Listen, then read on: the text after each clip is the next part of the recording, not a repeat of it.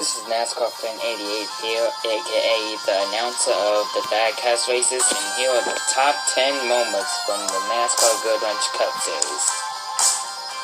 Number 10. In the beginning of the Daytona 500, there was a massive crash. Everyone was okay, but I had to go to the garage during the race. Number 9. Driver changes and new drivers for driver changes. Driver changes and new drivers for season 3. Number 8. Phoenix, big one, which makes number 8. Number 7, the finish with Kevin Harvick. Number 7, Harvick was on a hot streak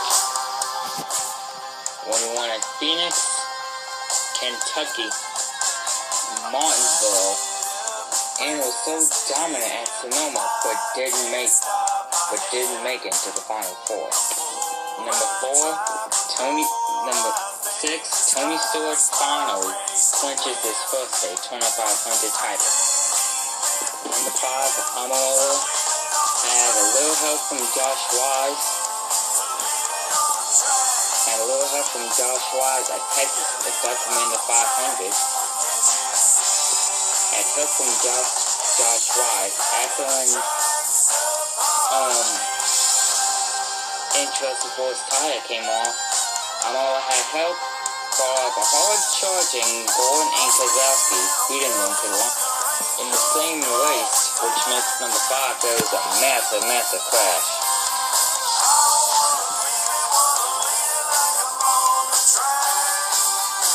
Wicked sideways in 8, checks up, and the big one at Texas.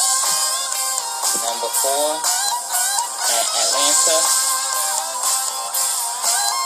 for the Patriot 500. Dale gets it done after a remarkable turn of events on the restart.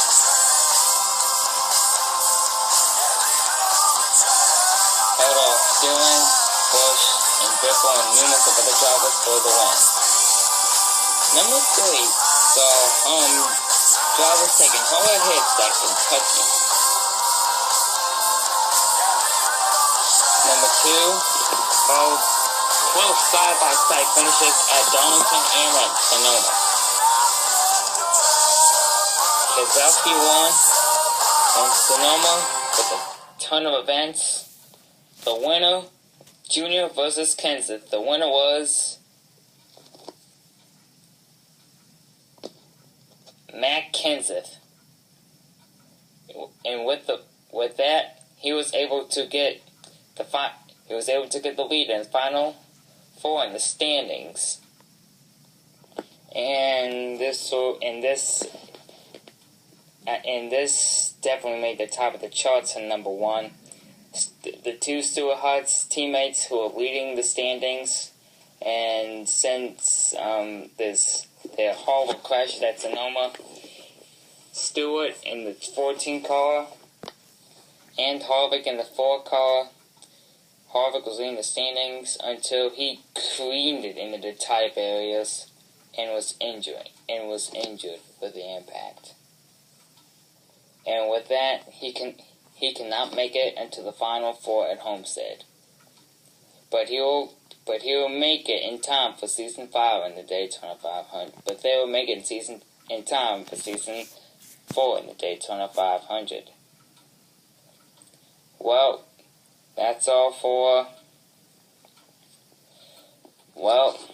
it for there goes your top 10 moments from the NASCAR Goodwrench Cup Series. And sit back, relax, and see who will win the championship and we'll join the broadcast for the Ford Ecoboost 400.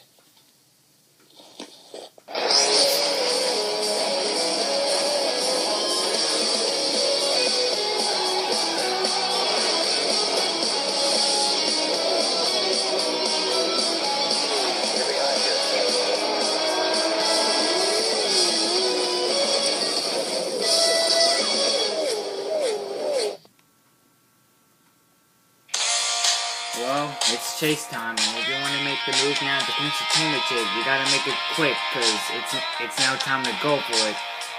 This is the time to show it.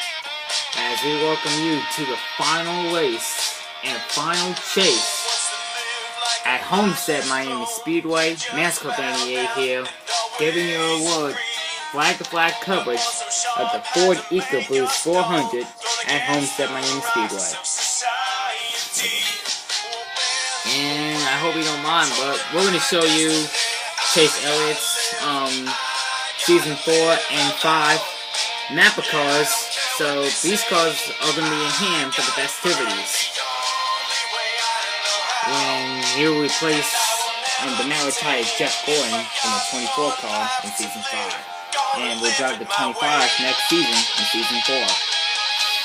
Jeff Gordon and the Rainbow Warriors, after he made this car at Darlington.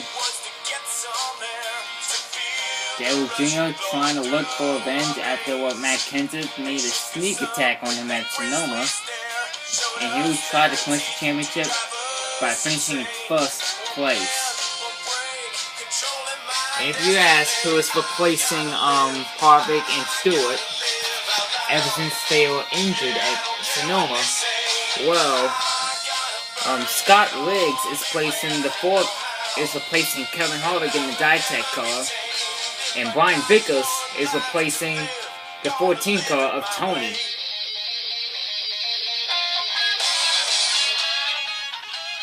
And Jimmy Johnson and Jeff Gordon, they were pretty mad that they didn't make it into a chase. Hopefully they will in next season.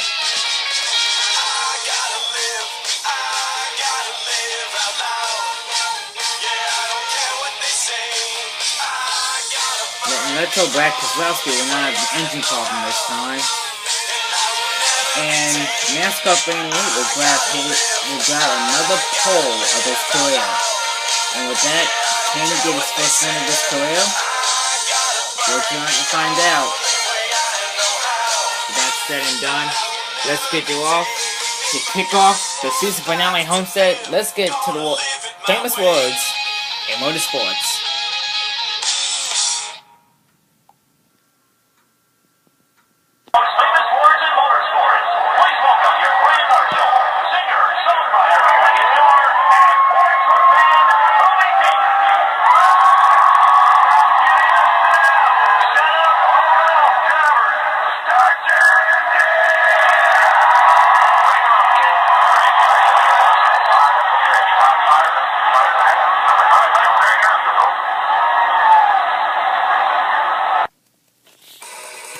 Engines are fired as we're getting ready for the championship starting lineup. Fire away your favorite driver starting, as this lineup is brought to you by the game NASCAR 2014. Row 1, the pole sitter NASCAR Fan 88 alongside Jimmy McMurray. Row 2, Dale Earnhardt Jr., the Atlanta winner, alongside Jeff Gordon. Row 3, Matt Kenseth, the Sonoma and Bud Doer winner, and Brad Keselowski. Row 4, Greg Biffle and Denny Hamlin. Hamlin's one of the chase contenders. Row 5, Kyle Busch and Scott Riggs replacing the injured Kevin Harvick. Row 6, Chase Elliott in number 9 and Tony Stewart. Brian Vickers in the 14. Danica Patrick and Jimmy Johnson. Austin Dillon and Joe Logano.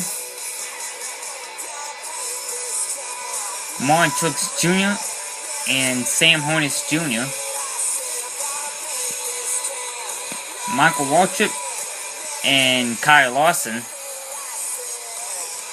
Alec Almirola and Casey Citizen Kane. You know what I realized?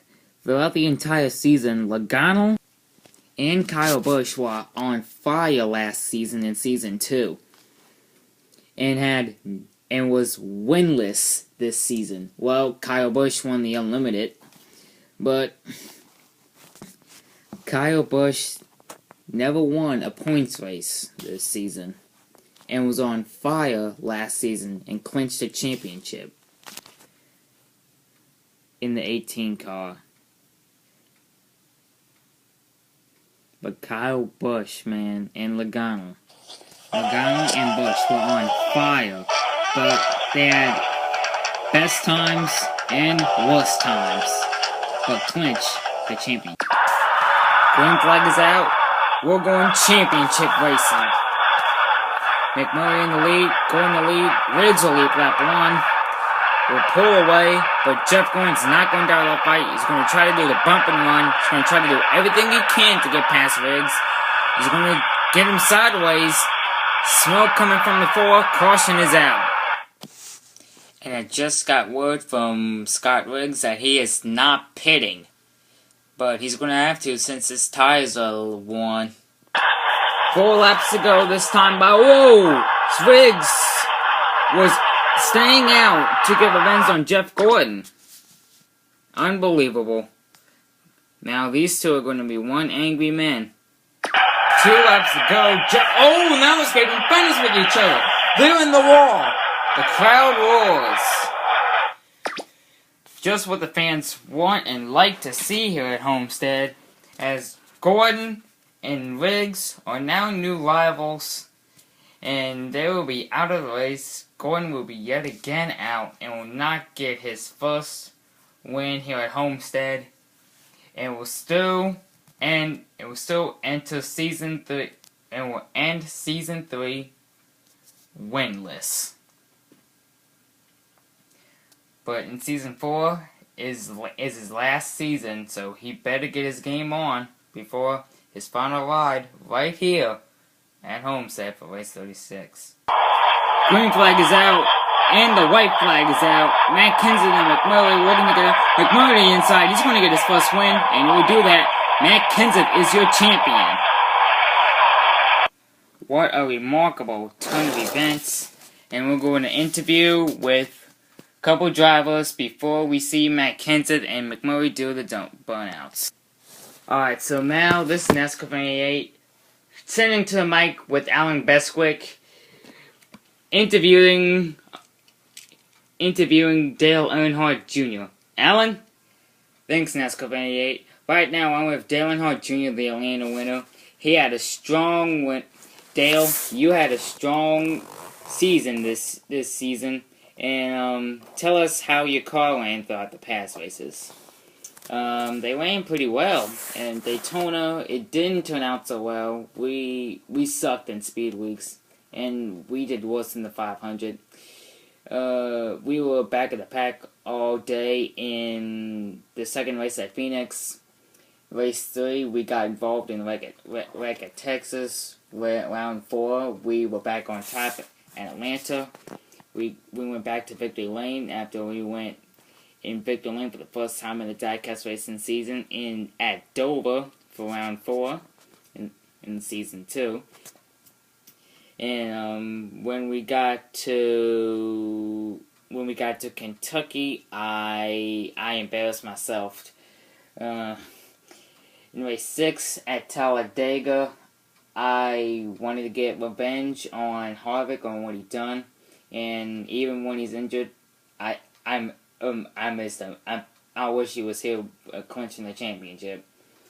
And round 8 at Martinsville, it didn't turn out as planned. We stopped dead on the front stretch when the white flag came out. We didn't cross the line.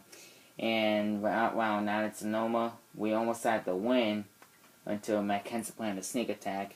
And here we are at Homestead. We got a good finish.